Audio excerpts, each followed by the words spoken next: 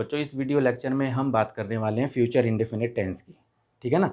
तो इसमें जो है ना हम इसमें रूल्स वगैरह देखेंगे फ्यूचर इंडेफिनिट टेंस की क्या है, और हिंदी वाक्यों को लेकर भी देखेंगे कि उनकी ट्रांसलेशन किस तरह से होती है, ठीक है। और इसमें हम ये भी देखेंगे कि वर्ब का इन्फिनेटिव किस तरह से यूज होता है, वर्ब जो है टू बी की फॉर्म में किस तरह से यूज होती है। तो कहने का मतलब फ्यूचर इंडेफिनिट की जितनी भी ट्रांसलेशन होती है ना, वो आपको इस वीडियो लेक्चर में बिल्कुल आसानी से समझा देंगे, ठीक है। तो मैं चाहता हूँ कि आप इस वीडियो को अंत तक देखो, ताकि जो है ना आपको फ्यूचर इंडेफिनिट टेंस की ट्रांसलेशन करने में कोई भी दिक्कत ना आए, ठीक है ना। तो आइए शुरू करते हैं। देखो बेटा, ये है फ्यूचर इंडेफिनिट टेंस, ठीक है। और ये मैंने लिख दी इसकी पहचान, पहचान का मतलब आइडेंटिफिकेशन, ठीक है। आपको ये पता है कि कोई भी टेंस ऐसा नहीं जिसकी कोई पहचान नहीं है। मैं कहता हूँ कि इस दुनिया में कोई ऐसी चीज़ नहीं है जिसकी कोई आइडेंटिफिकेशन नहीं होती, हर चीज़ की आइडेंटिफिकेशन है। इसीलिए जो है टेंस की भी अपनी एक आइडेंटिफिकेशन होती है, तभी तो उसको पहचानते हैं और उसके अकॉर्डिंग जो है ट्रांसलेशन बनाते हैं हम इसको, ठीक है। तो फ्यूचर इंडेफिनिट टेंस की जो पहचान है वो है गागेगी। बस आपको ये देखना है हिंदी वाक्य में लास्ट में यदि गागेगी आ जाएगा तो आप समझ जाना कि फ्यूचर इंडेफिनिट टेंस है, ठीक है। अब इसके जो रूल्स होते हैं हमारे, तो सबसे पहले हम बात करेंगे अफर्मेटिव सेंटेंस की, जिसको हम हिंदी में साधारण वाक्य बोलते हैं, अफर्मेटिव सेंटेंस, ठीक है। साधारण वाक्य होता है ये। अब इसका स्ट्रक्चर क्या होता है सेंटेंस बनाने का, तो आपको पता होना चाहिए सब्जेक्ट। अब इसमें मैंने सब्जेक्ट लिख दिया, तो सब्जेक्ट सिंगुलर प्लूरल दोनों। तो उसके साथ जो है हमारा इसमें देखो जो हेल्पिंग वर्ब यूज होती है शैल विल होती है, प्लस वर्ब की फर्स्ट फॉर्म और प्लस ऑब्जेक्ट। ये आपको इस तरह से याद रखना है, ठीक है। दूसरा जो होता है सेंटेंस हमारा वो है नेगेटिव सेंटेंस। इसको हम निषेधात्मक वाक्य भी कहते हैं, नकारात्मक वाक्य भी कह सकते हो आप इसको। इसका जो स्ट्रक्चर है सेंटेंस का वो आप देखोगे सब्जेक्ट है, यही चीज़ आपकी लग जाएगी शैल विल, बस इसमें आपको करना क्या है नॉट और लगा देना है वर्ब की फर्स्ट फॉर्म के साथ, वर्ब की फर्स्ट फॉर्म के साथ आईएनजी नहीं, वर्ब की फर्स्ट फॉर्म है और ऑब्जेक्ट, ठीक है ना। तीसरा अगर आप देखोगे इंटेरोगेटिव सेंटेंस, इंटेरोगेटिव सेंटेंस इसको हम प्रश्नवाचक वाक्य भी कहते हैं, ठीक है ना। यानी कि क्या वाले वाक्य, जैसे कि ये नेगेटिव सेंटेंस है नहीं वाले वाक्य, ऐसे इंटेरोगेटिव सेंटेंस यानी कि प्रश्न पूछने वाले, यानी कि जो प्रश्नवाचक वाक्य होता है जिसमें क्या लग जाए। तो इसको आप बनाओगे तो क्या करोगे कि ये जो हेल्पिंग वर्ब है ना, इसको आपको पहले लिखनी है, उसके बाद आएगा सब्जेक्ट, वर्ब की फर्स्ट फॉर्म, वर्ब की फर्स्ट फॉर्म आपका हो गया, और इसके बाद जो है आपका क्वेश्चन मार्क, ठीक है। तो इस तरह से जो है ना आप इसको बना सकते हो, ठीक है। लेकिन क्या होता है कि कई बार क्या होता है कि इंटेरोगेटिव सेंटेंस में WH फैमिली वगैरह आ जाती है। तो जो WH फैमिली होती है, जैसे अगर मैं कहूँ वॉट है, वेयर, हु, वाई, हाउ, इस तरह से जो आ जाता है, तो बस इसको आपको सबसे पहले लगाना है, उसके बाद आपको वही चीज़ है शैल विल हेल्पिंग वर्ब लगा देना है, उसके बाद आपको सब्जेक्ट लगा देना है, वर्ब की फर्स्ट फॉर्म, और इसके बाद आपको क्वेश्चन मार्क। इस तरह से जो है आप उसको लगा सकते हो, ठीक है ना। तो इसमें देखो क्या है कि जैसे मैंने यहाँ पर देखो वर्ब की फर्स्ट फॉर्म के साथ क्वेश्चन मार्क लगा रखा है, तो ये ऑब्जेक्ट भी कोई आ सकता है आपका, ठीक है, और यहाँ पर क्वेश्चन मार्क, इस तरह से भी आप इसको लगा सकते हो। तो ये तो बेटा आपके थे ये स्ट्रक्चर रूल्स वगैरह। अब कुछ ट्रांसलेशन देखेंगे कि कैसे जो है उनको बना के देखते हैं। अब देखो बेटा हमने ना कुछ ट्रांसलेशन ली है फ्यूचर इंडेफिनिट टेंस की, और उसको हम बना के देखेंगे कि कैसे बनाना है, ठीक है। लेकिन बनाने से पहले आपको मैं सेंटेंस बनाने का फॉर्मूला बता दूं। सेंटेंस बनाने का फॉर्मूला आपको ध्यान रखना बेटा, पहले नंबर पे सब्जेक्ट, दूसरे नंबर पे हेल्पिंग वर्ब यदि दे रखी है, तीसरे पे वर्ब आती है, और चौथे पे आपका जो है ऑब्जेक्ट। तो बस इसी तरीके से अगर आप देखोगे तो आपको ईजिली जो है ना आप ट्रांसलेशन बनाने में आपको कोई भी दिक्कत नहीं होगी। सबसे पहले देखो आप, मैंने बोला कि मैं जाऊँगा, बिल्कुल ही सिंपल है। तो मैं अब देखो एक चीज़ आपको याद रखनी है कि बेटा देखो वैसे ना फ्यूचर इंडेफिनिट में आप ये देखोगे तो आप ये देखना कि आई वी के साथ तो आपका शैल है, और बाकी जितने भी सब्जेक्ट हैं उसके साथ आपको विल लगेगा, ठीक है। लेकिन क्या है पहले यही सिस्टम था ऐसे करके, आई वी के साथ शैल, सब्जेक्ट के साथ विल। लेकिन अब ये मॉडर्न इंग्लिश में क्या हो रखा है कि ये शैल का यूज अब कम से कम करते हैं, ठीक है ना। ज़्यादातर जो है ना विल वगैरह का लगा देते हैं, ठीक है। लेकिन इसमें डिफरेंस क्या होता है वो मैं आपको बताऊँगा। जैसे आप देखो मैंने कहा कि मैं जाऊँगा, तो आपने सीधा लिखा आई शैल गो, ठीक है ना। लेकिन यदि आप शैल की जगह यहाँ पर विल लगा दोगे तो ये क्या हो जाएगा कि मैं अवश्य जाऊँगा, इसका मतलब ये हो जाएगा। तो जब भी आप देखो, ध्यान रखना कि फर्स्ट पर्सन के साथ आप शैल लगा रहे हो, बाकी सब्जेक्ट के साथ विल लगा रहे हो, लेकिन जब ये आप चेंज कर दोगे तो क्या होता है कि जिसमें कोई प्रॉमिस दे रखा हो, कोई प्रोहिबिशन हो या कोई डिटर्मिनेशन हो, इस तरह के जो वाक्य होते हैं ना, तो उसमें जो है ना आप हेल्पिंग वर्ब चेंज कर सकते हो। तो देखो, अगर मैं आप ये कहोगे कि मैं जाऊँगा तो आई शैल गो, ये आपका बिल्कुल ठीक रहेगा। लेकिन अगर आपने कई जगह आप देखो आई विल गो भी लिख देते हैं, ठीक है? तो आई विल गो का मतलब आपका हो जाएगा ये डिटर्मिनेशन है कि मैं अवश्य जाऊँगा, ठीक है? आपको ये ध्यान रखना है बस। राम पढ़ेगा, तो देखो राम थर्ड पर्सन है, तो राम विल रीड, इस तरह से आप बनाओगे। बस इसको आपको ध्यान रखना सेंटेंस बनाने के फॉर्मूले को, subject, helping verb, verb, object, इस तरह से अगर आप चलोगे तो आपको कोई भी दिक्कत नहीं होगी, बिल्कुल ही, ठीक है? अच्छा, अब ये देखो आप, मैं कल दिल्ली जाऊंगा, सबको पता है, देखो ये सब्जेक्ट है, ये आपका जो है जाऊंगा आपका वर्ब है, ठीक है? बाकी ये ऑब्जेक्ट है आपका। तो बनाना कैसे है? सब्जेक्ट देखो, सबसे पहले सब्जेक्ट लगाएंगे, उसके बाद हेल्पिंग वर्ब लगाएंगे, तीसरे नंबर पे वर्ब आती है। वर्ब क्या है? जाऊंगा। तो आई शैल गो, कहाँ जाएगा? टू दिल्ली। कब जाएंगे? कल, यानी कि आने वाला कल। तो टुमारो लिख दोगे आप इस तरह से। तो देखो, सब्जेक्ट हो गया, हेल्पिंग वर्ब हो गई, वर्ब हो गया और बाकी का ऑब्जेक्ट हो गया। इसके अकॉर्डिंग आपको चलना है। आई शैल गो टू दिल्ली टुमारो, मैं यह काम अवश्य करूँगा। आप देखो यहाँ पर अवश्य आ गया, ठीक है? तो अब अगर आप इसको ऐसे लिखना चाहोगे तो ये ऐसे भी लिख सकते हो आप। देखो, तो मैंने कहा I will do this work, I will do this work, तो इसका मतलब ये हो जाएगा कि मैं यह काम अवश्य करूँगा। अगर आपको ऐसे नहीं बनाना तो आपको क्या करना पड़ेगा? आप ऐसे लिख सकते हो, आई शैल डेफिनेटली डू दिस वर्क, इस तरह से भी आप लिख सकते हो। बस ये क्या है कि आपको अगर विल नहीं लगाओगे तो आपको ये डेफिनेटली लिखना पड़ेगा पूरा उसका वर्ड मीनिंग, ठीक है ना? तो I will do this work भी लिख दोगे तो भी आपका ये मतलब सेंटेंस आपका सही है, इसकी ट्रांसलेशन, यानी कि मैं यह काम अवश्य करूँगा, ठीक है? अच्छा, अगला सेंटेंस आप देखो क्या लिखा है, आप अपना काम नहीं करेंगे। तो आप मतलब कि यू, तो सबसे पहले आप सब्जेक्ट लगाओगे, उसके बाद आप हेल्पिंग वर्ब लगाओगे। तो नहीं, नेगेटिव सेंटेंस है तो नॉट और लगा दो। तो यू विल नॉट, अपना काम नहीं करोगे तो करेंगे, तो यानी कि वर्ब है ये। तो you will not do your work, तो you will not do your work. तो इस तरह से आपको बनाना है।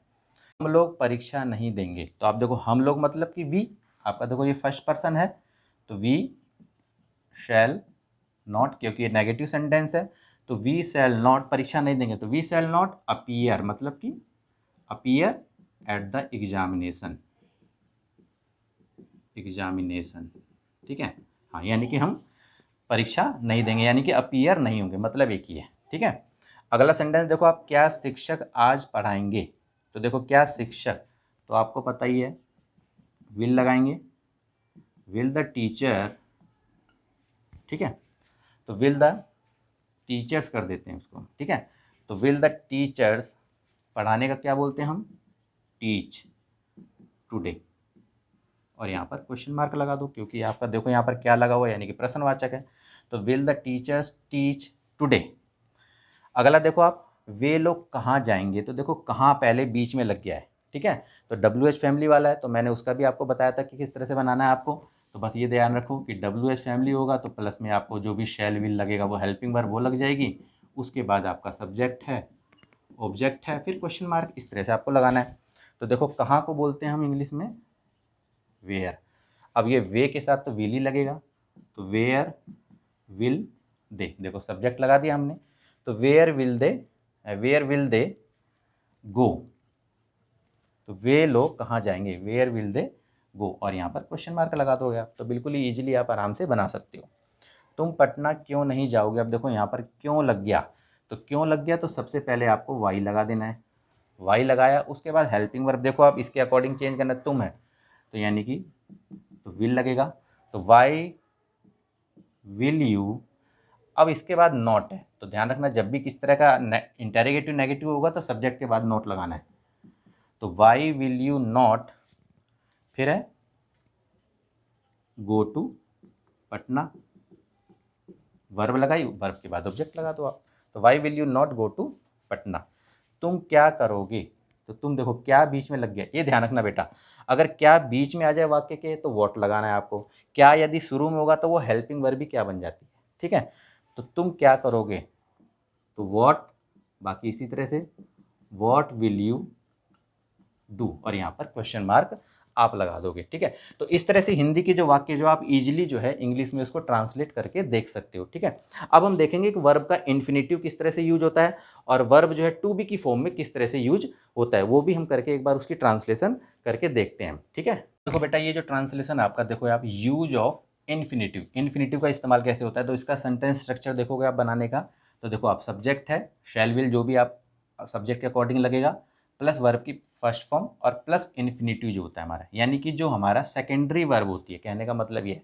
अब जैसे आप इस सेंटेंस को देखो, वह मैच जीतने की कोशिश करेगा, तो अब इसमें अगर आप देखोगे तो मेन वर्ब है कोशिश करना, ठीक है, और सेकेंडरी वर्ब आपकी यार इन्फिनेटिव जीतना, तो दोनों वर्ब ही हैं। तो इसको कैसे बनाओगे आप, तो आप लिखोगे ही, उसके बाद सब्जेक्ट है, तो ही विल ट्राई, जो मेन वर्ब है वो लगाओगे आप, तो ही विल ट्राई टू, जब इन्फिनेटिव यूज करते हैं ना तो टू प्लस वर्ब होती है हमारी, ध्यान रखना ही। तो he will try to, to क्या, जीतना, यानी टू विन, तो he will try to win the match, बस इस तरह से बना दोगे। तो देखो आप इन्फिनेटिव कैसे हो रहा है, देखो आप ये टू विन इस तरह से, जैसे to eat, to read, to teach, इस तरह से, तो आपका ये देखो टू विन हो गया। तो ये इन्फिनेटिव वाला हमारा इस तरह से सेंटेंस को हम बना सकते हैं। देखो वह पढ़ाने आएगा, तो ही विल, आना मेन वर्ब है तो पहले कम लिखोगे, तो he will come, secondary verb क्या है, टीच है, तो इस तरह से आप इजीली बना सकते हो। तो he will come to teach, तो ये इन्फिनेटिव आपका यहाँ पर यूज हो रहा है। तुम क्या करना चाहोगे, तो सबसे पहले देखो बीच में क्या आया है, तो आप ऐसे लिख दो, तो व्हाट विल यू, चाहना मेन वर्ब है, तो what will you want to do, do secondary verb, तो टू डू इस तरह से, और यहाँ पर क्वेश्चन मार्क लगा दोगे आप। तो इस तरह से जो है ना आप इसको इस्तेमाल करके देख सकते हो, ठीक है। और कुछ एग्जांपल देखेंगे कि वर्ब का इस्तेमाल टू बी की फॉर्म में किस तरह से हो रहा है। देखो बेटा, अब अगली जो ट्रांसलेशन है, देखो use of verb to be की फॉर्म में किस तरह से यूज होता है, ठीक है, उसको भी आपको देखना है इस तरह से। तो देखो सबसे पहला एग्जाम्पल ही देखो, मैं एक डॉक्टर बनूंगा, ठीक है, तो आपको इसको कैसे बनाना है, आई शैल बी अ डॉक्टर, ठीक है, इस तरह से। देखो यहाँ पर वर्ब जो है वो टू बी की फॉर्म में यूज हो रहा है, यानी कि वो डॉक्टर बनेगा, ठीक है। अगला एग्जांपल देखो, वह एक अच्छा किसान होगा या फिर वह एक अच्छा किसान बनेगा, बात एक ही है, ठीक है। तो आपको लिखना है he will be a good farmer, तो देखो इस तरह से आप जो है इन वाक्यों को बना सकते हो, ठीक है। तो he will be a good farmer, मैं घर पर रहूँगा, तो आप ऐसे बनाओगे इसको, आई शैल बी एट होम। तो इसमें जो है ना वर्ब टू बी की फॉर्म में इस्तेमाल हो रही, तो इस तरह के वाक्य आए तो आपको इस तरह से बनाना है। अब यहाँ देखो बेटा, कुछ अदर एग्जाम्पल भी दे रखे हैं मैंने। अब इसमें देखो आप क्या है, यदि वह आएगा तो मैं उसकी मदद करूँगा। अब यहाँ पर दो तरह के वाक्य हैं, देखो यदि वह आएगा, तो आप सोच रहे होगे ये भी फ्यूचर में है, और मैं उसकी मदद करूँगा ये दोनों, ये भी फ्यूचर में दोनों है। तो बेटा यहाँ देखो आपको आपको क्या देखना है कि यदि वह आएगा, तो ये हम सिंपल प्रेजेंट में बात कर रहे हैं, यानी कि हम प्रेजेंट में इस समय बात कर रहे हैं। भले ही चाहे यहाँ पर गा लगा हुआ है, लेकिन हम ये कह रहे हैं कि यदि वह आएगा, हम प्रेजेंट में कह रहे हैं, तो मैं उसकी मदद करूँगा। तो इतना वाक्य जो है ना ये आपका फ्यूचर में है। इसी तरीके से देखो, अगर आप दवा लेंगे, तो ये प्रेजेंट में हम बात कर रहे हैं, तो अच्छे हो जाएंगे, तो ये फ्यूचर की बात है। तो इस तरह का अगर आपका सेंटेंस होगा तो आपको क्या करना है, जो पहला वाक्य है वो आपको प्रेजेंट में बनाना है। यदि वह आएगा तो आप क्या कहोगे, इफ ही कम्स, ठीक है। अब तो इसके बाद इफ ही कम्स कोमा लगा दो, तो आई शैल हेल्प हिम, यानी कि मैं उसकी मदद करूंगा। इस तरह से आप इसको बना सकते हो। अगर आप दवा लेंगे तो आप लिखोगे इफ यू टेक मेडिसिन, ठीक है, ये प्रेजेंट में आपको बनाना है। इफ़ यू टेक मेडिसिन, तो आप तो अच्छे हो जाएंगे, ठीक है। तो if you take medicine you will be get well, ठीक है। तो बाकी का जो वाक्य है जो आपको वो फ्यूचर में बनाना है, और जो फर्स्ट आपका जो ये वाक्य दे रखा है वो आपको प्रेजेंट में बनाना है। तो इस तरह से आपको भाव देखना होगा वाक्य में, हिंदी वाक्य में, तो किस तरह से उसको बनाया जाता है। तो इस तरह का जब भी आपका वाक्य आएगा तो आपको ध्यान रखना है कि जो पहला वाक्य है वो आपको इन द प्रेजेंट में बनाना है, और जो दूसरा वाक्य जो होता है वो फ्यूचर की बात कर रहा है तो उसको फ्यूचर में आपको ट्रांसलेट करके देखनी है, ठीक है। तो बेटा ये मैंने सारी बातें फ्यूचर इंडेफिनिट की बता दी है। अगर वीडियो अच्छी लगी तो बेटा लाइक करो, चैनल को ज़्यादा से ज़्यादा सब्सक्राइब करो, ठीक है। बेल आइकन को भी प्रेस कर देना ताकि मैं नेक्स्ट वीडियो डालूँ उसका नोटिफिकेशन आपको मिलता रहे। तो आज के लिए इतना ही बेटा, ओके बाय।